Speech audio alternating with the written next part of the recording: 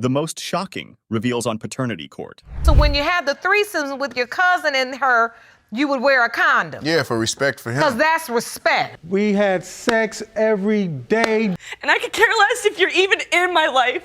I'm gonna go up here and I'm gonna get with this guy that might be my brother. That don't make any sense. You can't tell me a woman. Miss MacArthur had been irrevocably in love with the defendant. Sadly, their love and relationship reached a point where it could either break it or make it. Moreover, the plaintiff was also pregnant, and that fact didn't help either. Ms. MacArthur, you claim you've recently learned the man you are in love with could possibly be your biological brother. Yes, Your Honor. Oh, this was going to be one fascinating case, albeit a little mortifying, but fascinating nonetheless. Oh yeah. Initially, the loving couple had no idea they could be related and had a normal start to the relationship. But the family reunion had some revelations for them. Because Okay. I know some of my family on my dad's side. But I don't I know was him like looking that. shocked, but like- I've met him like, you know what I'm saying, like once or twice in my life. weren't shocked. So Because I didn't know Like- that he knew any of the family members. I was thinking that he probably met them through our friend that we have in common. Now, the million-dollar question was what made these guys related? Was it a shared mother or a father? Mr. Veals didn't grow up with a father figure. Too bad. But the soon-to-be baby mama did. What she disclosed about her father, ding, ding, ding, ended up ringing a bell in the guy's head. But I never seen Jeremiah because all of our cousins, like my uncles and my aunts, they would come get us for the summer to go to my grandma and spend time with my grandmother, and all the cousins and nieces and nephews would be there, and he was never there. Next up was the story of what took place at that family reunion. Having recognized similar cousins wasn't enough. Miss MacArthur's auntie had something to share with her as soon as these guys pulled up at the venue. And so the crumbling began. You said they were looking at you funny in your face, meaning you knew as soon as you walked in, they were giving you a something side wasn't eye. right. Something wasn't right. Right.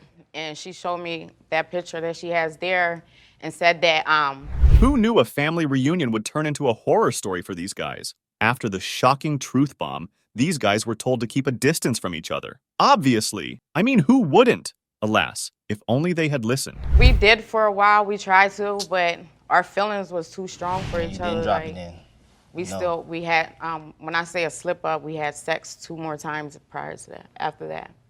And now you're pregnant. Yes. Soon-to-be baby daddy came prepared with a witness, and he was his brother. Though as soon as he started testifying, it was clear he didn't seem to be a fan of Miss MacArthur. Oh, this just kept getting more complicated and more. Ridiculous story how she claims she didn't know or she had no idea when she first met him, but she's told him before how her sister let her know that she could have a brother with the name Jay. Well, the brother had a lot to say for sure. And those were some serious allegations, which quite frankly didn't make much sense. Like, what was the meaning of it? Thank goodness for the judge, because she was on the same page as us and set the dude right. But how would I Related, know? to How would I even be know that related, if he period. just came from a whole nother state? Would a beautiful young woman like Miss MacArthur decide in her mind that, you know what, I'm gonna go up here and I'm gonna get with this guy that might be my brother? That don't make any sense. A lot was truly at stake for this couple in love. A baby who wasn't even born yet would either end up having a great life with 2 loving parents or a life full of horrors. The moment of truth was here. In the case of MacArthur versus Veals, when it comes to the DNA results for Katrina MacArthur and Jeremiah Veals, you are not brother and sister. This baby daddy was pretty positive that he was the father of little Javier. The only hurdle was the defendant. She was certain that Mr. Kendricks wasn't her guy. However, she had other ulterior motives behind denying paternity. You claim she is denying paternity only because she wants to be with another man and needs him to be the father. Is that correct? Yes, Your Honor. Miss Saavedra, you admit you allowed 2 men into your bed at the same time? So how did this sordid love affair begin? As it turned out, Miss Saavedra knew the potential baby daddy through her roommate. Seems okay so far, right? The question was, in what capacity was the said roommate involved with the plaintiff? Watch for yourselves. Met each other through, he was dating a roommate of mine. He came over one day, we did end up hitting it off and we was cool, ended up having sex. We decided to include Greg in our mix and try and spice things up. Oh, mama, they sure spiced things up, like a lot. And this mutually beneficial arrangement went on for quite some time, too. However, both parties were conflicted on the timeline, and it also appeared that Mr. Kendricks was more than helpful. So how often was that happening? Off and on for like 10 years. What? It happened like this, Your Honor. I've been knowing her 10 years. After I got her and we became friends, you know, I was still kind of talking to her friend. You still with the friend? Yeah. Right. so So we could who go did all- you hook her up with? Well, a half cousin of mine. Taking friendship to new heights, we got to see next how the potential baby daddy had more than a good rapport going on with the mommy. Yep, not only was he a third in their relationship, but also a confidant as well as a kind of best friend too. So you're saying you did the threesomes, but then you also would go over and sleep with her by yourself? Your Honor, that happened one time. Maurice was out with a friend of mine at a hotel. I called him, asked him if he would take me up to the hotel to see if Maurice was there. Like, I had a feeling that he was. Sure enough, his car was there. We ended up going back to the house. Oh man, the plaintiff was having all kinds of fun with the baby mama. What in the world was that? He had his fun in threesomes, but also had a separate thing going on with the defendant as well. Though I gotta hand it to him, he was a little respectful towards the cousin at least. We was having intercourse. He ended up messaging me about 15 minutes later and said, I'm on my way. Yeah. I looked at my phone, seen the message.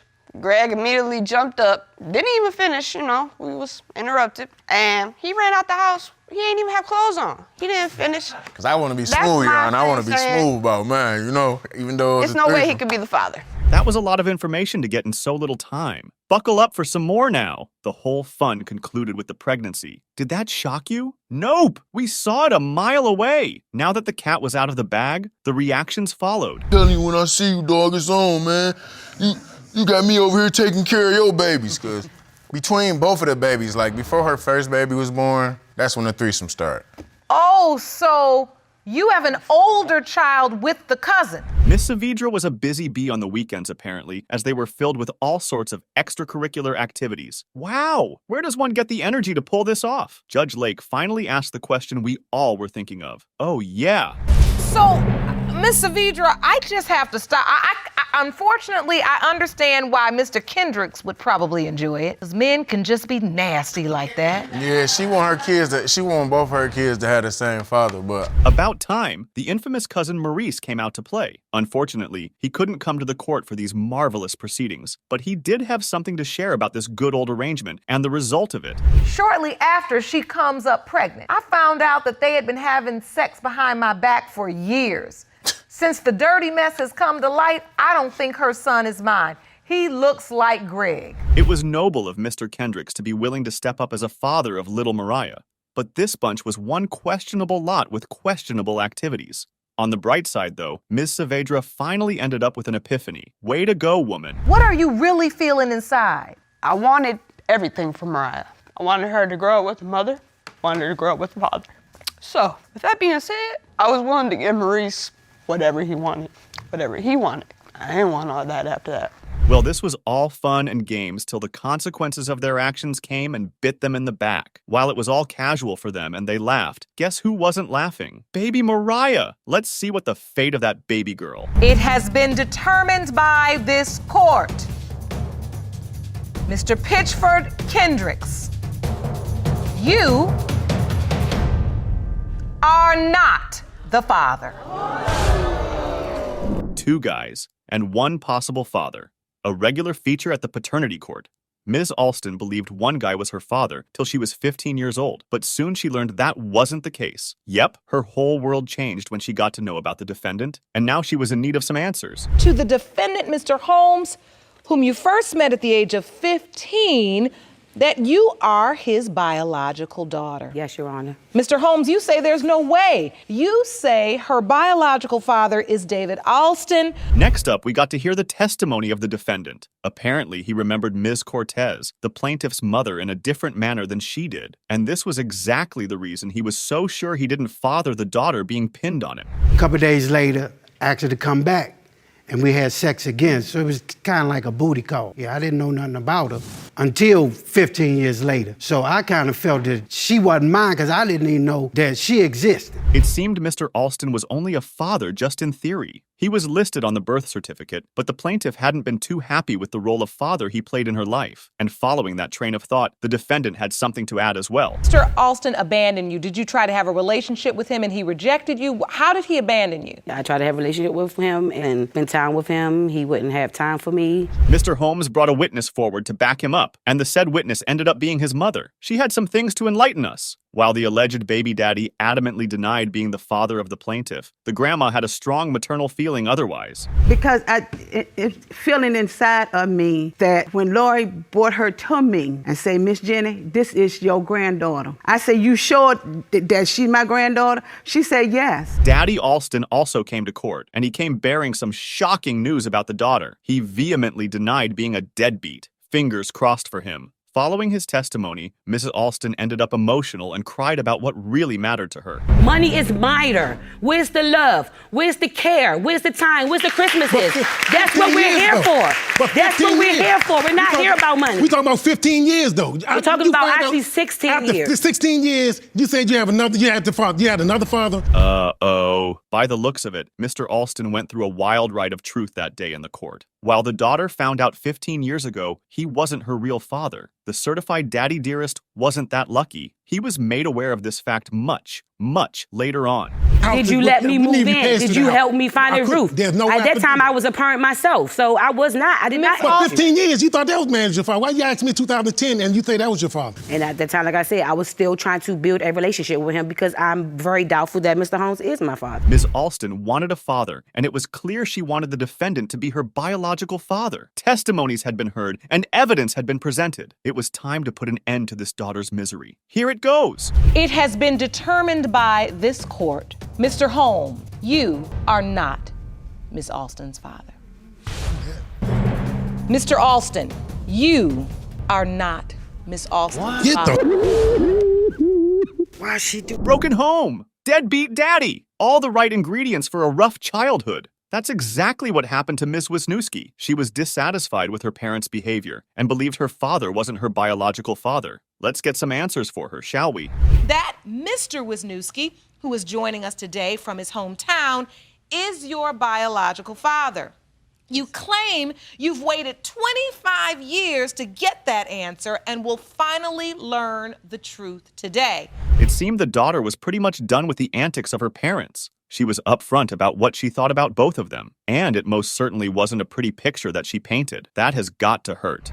My mother was a whore when she was with my dad, and she slept around, and that's the reason why my mom and my so-called father had broken up. And I want to know who my dad is, because I don't know who. Next up, we got to hear what the parents had to say to state their case. It must have been painful to hear such colorful words coming out of their daughter's mouth. Furthermore, the former married couple didn't seem to be too fond of each other as well. I made mistakes, and yes, I did have an affair, but he also had affairs. You know, I don't mind people buying drinks for ladies in bars free and stuff like that anyway, because that's what they do. Bottom line being is that she's an alcoholic. Things started heating up, and I, for one, predict a lot of drama in the future. Yep, Ms. Cortez denied the allegations of husband, but not everything. Oh yes, some truth was in there, and we are going to find out. Specifically what happened was on the way home from work one night, we were having an argument, and he threw me out of the car. It was late at night. Wait a minute, you're supposed to be and Christian. You should be lying. I had somebody pick me up because they saw me crying and very upset. Couples in the Wisniewski paradise soon turned to a divorce. I'm guessing the love had run its due course in their lives, and they put an end to it. Good for them. However, the husband had something else in mind along with the divorce. When you filed for divorce, ultimately, your statement to the court says that you asked for a DNA test, right? That is correct. And don't lie on this, Sharon. You know it. You know it. I don't 100%. recall that, Your Honor. Yes, I don't you recall. In all that husband and wife drama, an important thing got missed. They were all there for the plaintiff to state her case, and when she got steamrolled by her parents, she let them have a piece of her mind. You go, girl. Let them have it. The pressure cooker finally burst. You messed up on my life. You can't even come around and be a grandfather. You're almost 50 years old. Even if you thought you had an obligation, you thought you had an obligation to be my dad back when you were married with my mother. Moving on, a valid question was raised by Miss Wisniewski concerning her father. He abandoned her long ago, and not a peep had been heard from him since then. Why? That was the definition of a deadbeat dad, but Mr. Jim wasn't having it. Okay, I did follow through with visitations. I did go ahead and I met. The thing is that when I left, her mother would always change her phone number for one. The other thing is that I'm not here to be played with. She knows that I am not the father. Even though that man had definitely not come out as the father of the year, he did end up sharing some things that hinted he might have some love for the plaintiff after all. So hope was still there, I guess. Not so bright, but at least a little. Is that Christina was a very beautiful baby, extravagant baby. She was so extravagant, I would put her in baby contests. You love this child. You put her in baby contest. She's your beautiful baby girl. And then all of a sudden you disappear on her. And that's what her sadness, her frustration. Just when you thought the dude was not all bad, and boom, Mr. Jim went and had the audacity to say that about the plaintiff. Seriously, that girl could be your daughter, man. It was the lowest of the blows. Their own house paid for. They got but Mr. Wisniewski, your father's not even around. He's dead. You really believe this girl is standing here in tears over a motorboat that your mama owns? Why the heck would I want a motorhome? I don't even have my license. That doesn't even make any sense. Because they're over there and they're hounding them because they live a lot closer than I do. Ms. Wisniewski had been on one heck of an emotional roller coaster. Her parents disappointed her greatly, and this paternity doubt had nagged this family for quite a long time now. Time for some real answers now. Oh, how I hope that guy does turn out to be the father. Of Christina Wisniewski. Mr. Wisniewski, you are her father. So, what now? What are you gonna do now? Are you gonna come over for Christmas and, try to play makeup or what, Ms. Nelson here was in grave despair. For a long time, she believed one man to be her father, but her birth certificate told another story. And then, a Facebook message led her down another different path. The defendant aimed to resolve some of the mysteries surrounding the plaintiff. Ms. Nelson, you say you grew up believing one man was your father, yet had another man listed on your birth certificate. Yes, Your Honor. Then, after you turned 30 years old, a third man, the defendant, suddenly contacted you on Facebook claiming he was your father. Yes, Your Honor. This woman here was having curveballs thrown at her left and right. Plaintiff was led to believe her father was someone who was incarcerated, and she had weekend visitations. But bam! A few days in New York changed her whole outlook of life. My mother took me to visit him weekend after weekend, week after week, and this is the man I grew up knowing. I never knew who he was. I just knew that this man was my dad, and I felt like my mom should have told me that this man was my father, even though he was in and out of prison. I was hurt.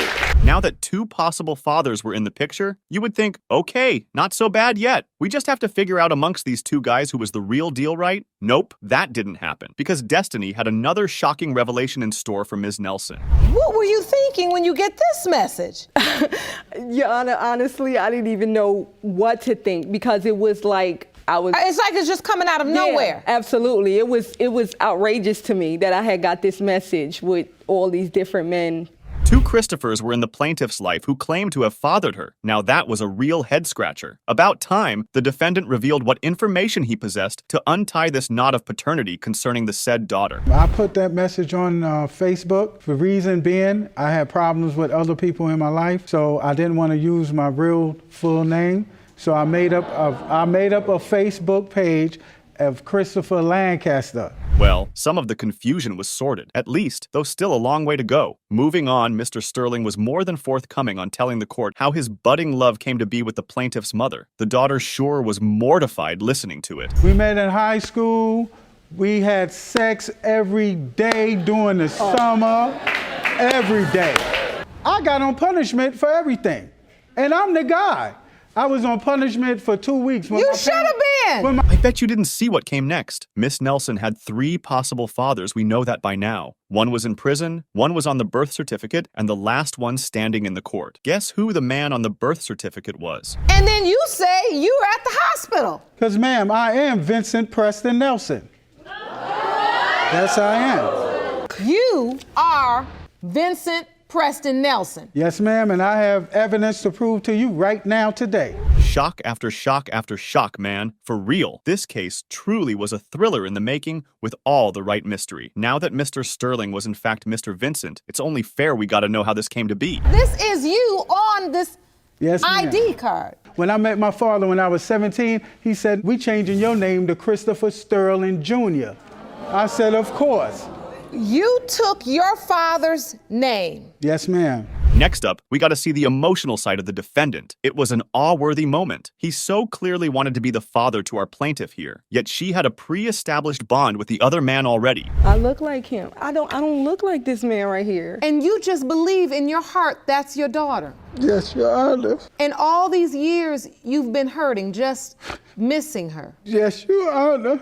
The key player of this mystery drama finally made an appearance in the court. The plaintiff's mother, Mama Nelson, had some things to share. Yep, she had recognized the defendant, but she had a different story for the prison man, though. Against my wishes and against my other family's wishes, who she was staying with, she snuck and went to see this man. So you never told her that. But Ms. Nelson, you felt like you were led to believe it because he said, I'm your father. Mr. Sterling brought a witness to back up his claim. Good for him. His younger daughter testified on his behalf, but her testimony ended up raising certain doubts. Yep, and these doubts led to Ms. Nelson blowing up on the defendant. Guess she had reached her limit of the drama. Why do you have doubt? I've been told my whole life, but I've never met her, and I feel like... And I don't even know what to say. I honestly don't even know what to say, but I feel like he could have done more to find me. I've been through a lot, and I feel like if he really wanted to find me, he could have found me, and I feel like he really didn't want to find me. Ms. Nelson had been searching for 30-some years to find whom she belonged to. That was a pretty long time to wander around aimlessly in search of a tribe. The defendant strongly believed he was the real deal, and my money was on him. Here are the results. It has been determined by this court, Mr. Sterling, you are her father.